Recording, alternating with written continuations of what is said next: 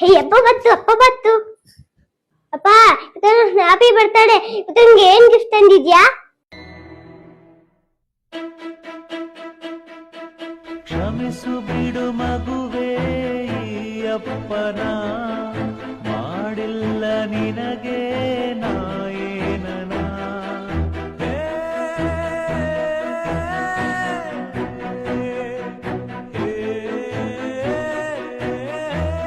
High car.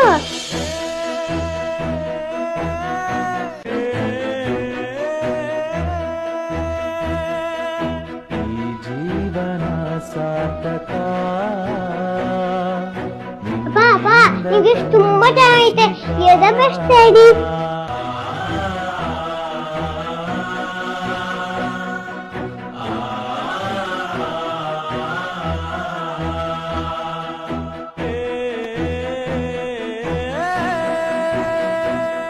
ನೀವು ಶ್ರೀಮಂತರಾಗಿದ್ದ ಮಾತ್ರಕ್ಕೆ ನಿಮ್ಮ ಮನಸ್ಸಿಗೆ ನೆಮ್ಮದಿ ಸಂತೋಷ ಸಿಕ್ಬಿಡುತ್ತೆ ಅಂತ ಏನಿಲ್ಲ.